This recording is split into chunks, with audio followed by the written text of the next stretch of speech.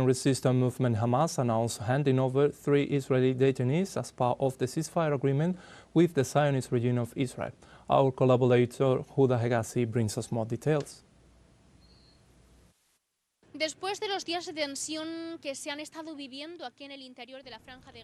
Following stressful days lived by Palestinians in the Gaza Strip after the statement issued by the spokesperson of the Hamas movement, Abu Abaida, who said that the resistance movement would not release the 3 Israeli hostages who were planned to be released next Saturday, February 15, due to the violations of the Israeli regime, as it did not comply with humanitarian truce or protocol. So we can say that today this incident has been sorted out, or at least some part of it. Following that statement, the Israeli regime, as well as the United States of America and its President Donald Trump, threatened that if the Hamas movement does not release the 3 Israeli hostages next Saturday at noon, the war on the Gaza Strip will be resumed.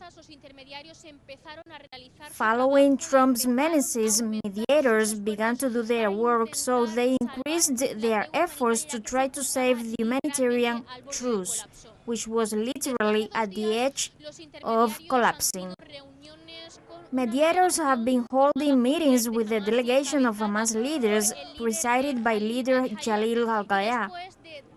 And after all these encounters held in El Cairo, mediators have come out with a solution so that these meetings have come to fruition.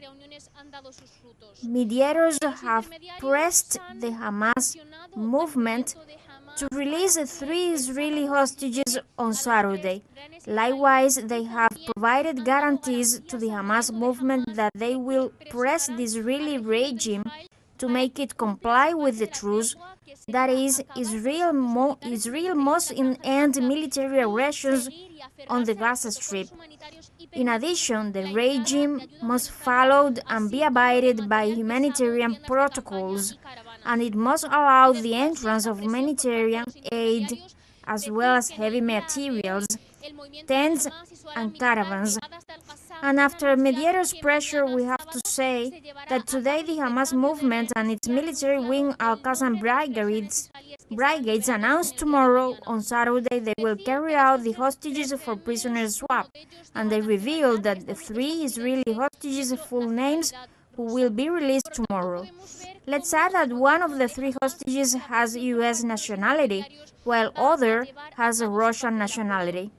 Therefore, we can see how the Hamas movement, after mediators' pressure, is going to comply with their part of the deal. Meanwhile, allegedly, the Israeli regime should release over 360 Palestinian prisoners from the occupation jails. 36 of them are incarcerated Palestinians with life sentences, coming from different Palestinian areas, either from the occupied territory or the occupied West Bank, and 333 have been incarcerated Gazans who have been arrested in the Gaza Strip following October 7th.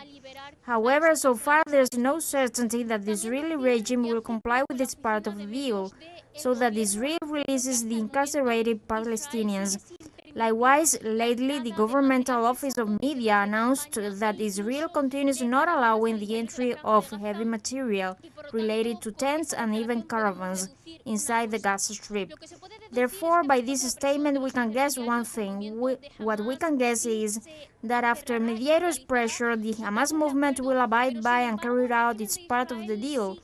Notwithstanding, the Israeli regime continues violating the deal, as it does not allow the entrance of those materials in the Gaza Strip so far, despite mediators had shown guarantees assuring the Israeli regime would comply with the deal.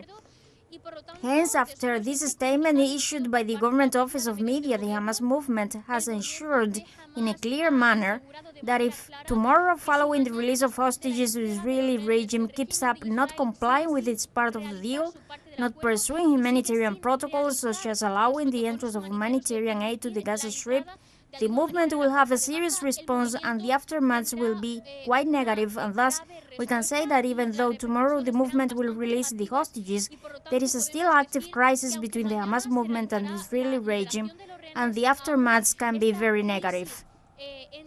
movimiento de Hamas y el régimen de Israel sigue activa y las repercusiones pueden ser muy negativas.